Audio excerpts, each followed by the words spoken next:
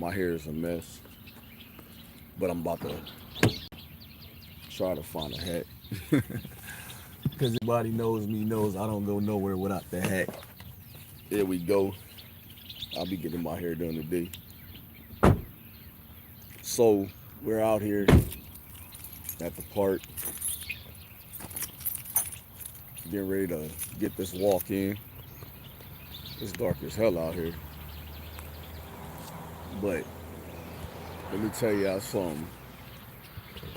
I was I was listening to a bunch of people uh, speak very, very ill of Hispanic people, black people. So you already know what color they was. I was sitting here listening to them say this country that they built, this country that they put together, and I was like, I guess they're like delusional, like, and they're older white people, so you already know they're stuck in their ways, right? And when I walked by, the man said, "Hey, African American." I said, "Yeah, this is gonna be one of them situations where I'm gonna have to end up going back to the hood on somebody." But then I said, "No, let me understand, open my mind up to the understanding of what he's thinking." And he was like, "Who built this country?" I said, "Immigrants, migrants, slaves." "No, no, no, no, no. Who founded this country?" I said, "Who gave it a name?" Christopher Columbus gave it a name, but you can't find something that already had people on it. You know what I'm saying? So he was upset. So of course I was the N word, right? I got called the N word. N word, you don't have no education. I said, well, let me educate you on something. Who did the first open heart surgery? What color was the man? Oh, white man. I said, it was a black man, but you can do your research on that later. I said, who created the traffic light? Oh, it was a white man. He created it so we knew when to stop and when to go. I said, let me educate you again. A black man named Garrett A. Morgan created the traffic light. Who showed you how to eat off the land so you can eat for days and months and years? You call them Indians, we call them Aztecs. Good morning, how you doing? And it was just weird that when you listen to older people talk, they don't have a clue. They don't have a clue. IG. So you got to look at everything that America was built on the backs of slaves and immigrants, y'all. So when I see ISIS pulling up, throwing people in the back of a truck that look like a truck you would catch dogs in, man, that's not right. That's inhumane.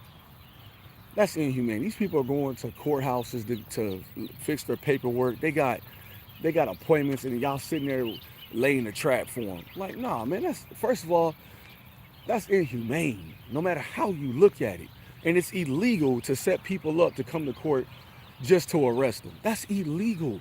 That's called entrapment. That's called entrapment, y'all. It's illegal. So how can the government get away with entrapment? It's not right. It's not right, y'all. And this is why we look at people weird. I'm having a wonderful morning. It's a beautiful morning. I'm out here in Texas. Beautiful morning. So when I was out walking. The man says, let me see who has some funny comment to make. I have a man. Come on, dude. Get it together, bro. Get it together. Stop trolling. So when I was talking to this man, he was like, well, the man was yelling at a Hispanic lady, go back to where you come from. Well, white people, I'm gonna hurt your feelings a little bit. Y'all ain't from this mug. Go back to Europe where y'all come from. Go back. This ain't y'all country. This do not belong to y'all. Like they tell me, go back to Africa. I ain't never been to Africa. I couldn't tell you Nothing about Africa other than it's hot. That's it. This ain't y'all country. This ain't y'all stuff. So stop always telling people go back to where y'all go back to where y'all come from first. Go back to where y'all come from first. This is not it. Like where I work in a thing like blacks, Hispanics, whites, Filipinos. I work with all nationalities, right? I would never tell one of them, go back to where you come from. That just don't make sense. We all in a place like all only people you see happy that the immigration people are picking up these people are white people. That's it. Like old, bitter white folks are the only ones you see saying anything about the immigration. Oh, I'm glad they taking them because they were taking our jobs. Let's be honest.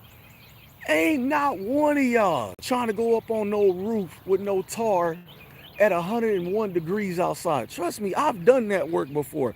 It is not something I'm coming accustomed to. That is built for certain people and certain people only.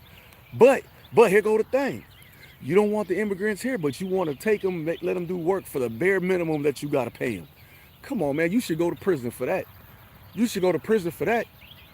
Yeah, rich people, they can help build your wealth, but you should go to prison for that, for even using them. If we gonna say the truth, why you don't go to prison for that? Huh? Because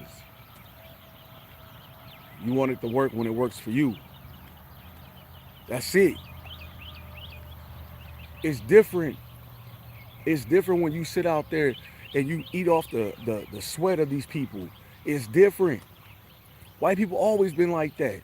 I ain't gonna say there ain't some Uncle Tom black people out there that do it. I ain't gonna say there ain't some lazy Hispanics who do it. But most of the time, white people, y'all drive around, hey, get in the back of the truck and I'll take you. And you pay them what? $100, $80, $50 for a whole day of work. But as soon as it don't go in your favor, oh, get rid of them. Look at Elon Musk. Look at him. Oh, he was ride or die Donald Trump till Trump said he had to pay for something. And he was like, man, if it wasn't for me, you wouldn't even be in the White House. He's like, you see how quick he turned? That's how it go, y'all. That's how it go. And you got to remember, crabs in a barrel. So now what? Donald Trump gave Elon Musk so much information and so much freedom of government paperwork. Elon Musk know how to destroy Donald Trump faster than he do. But this is what happens.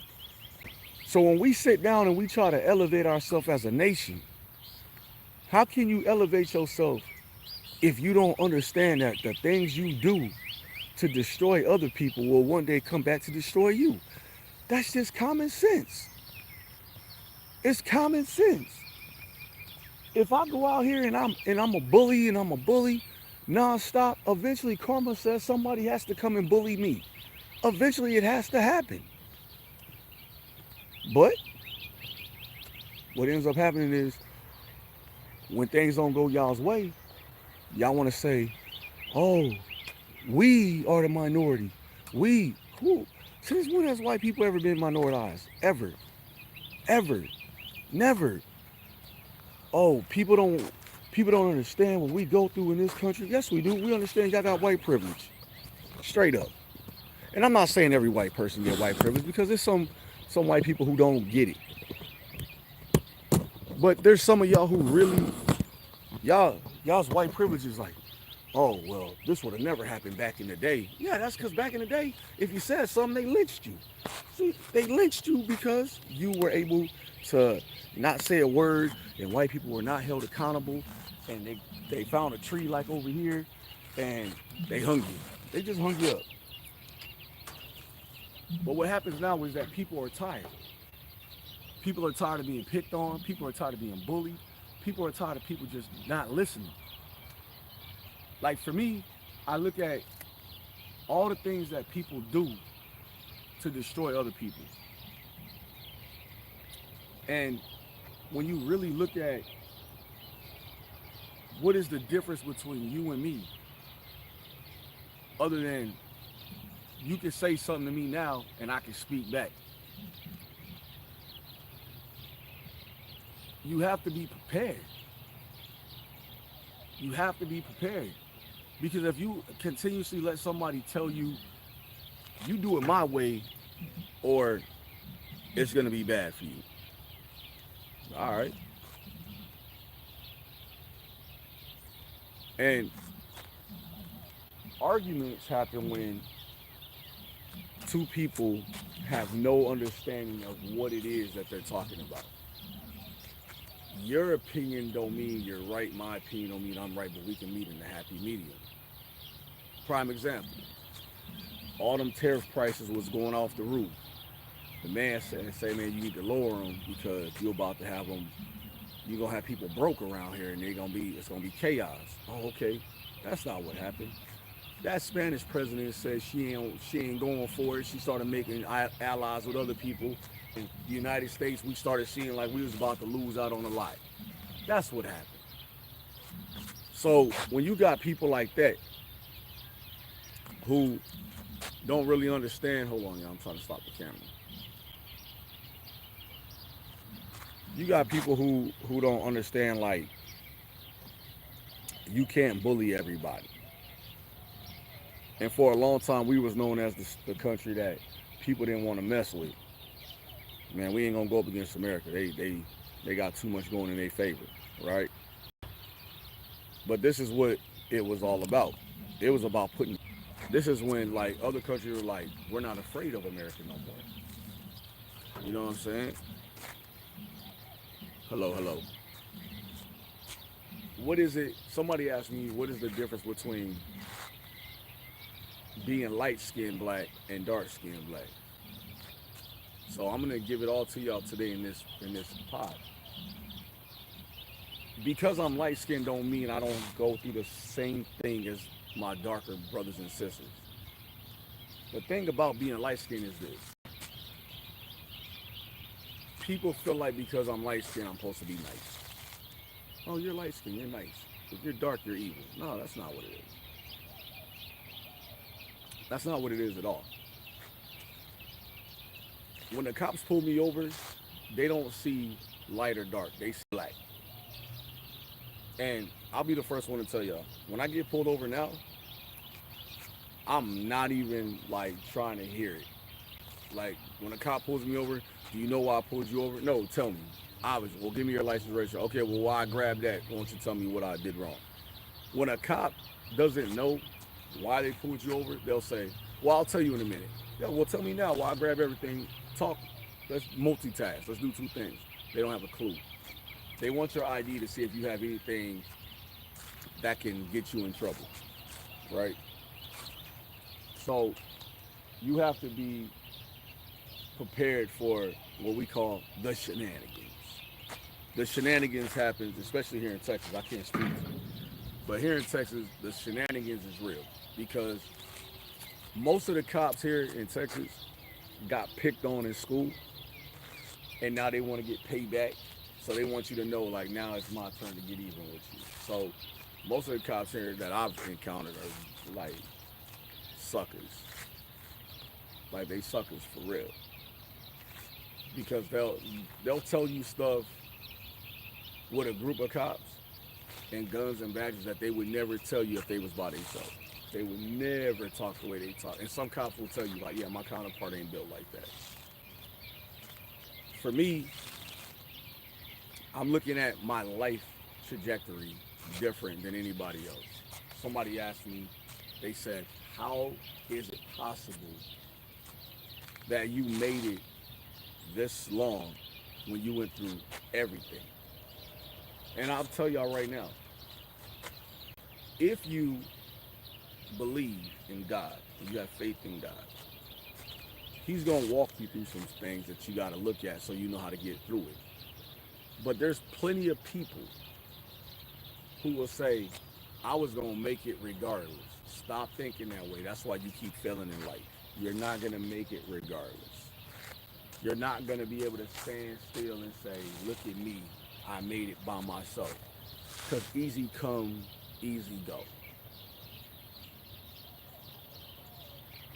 And that's when we gonna leave it at, y'all. Y'all be safe out here.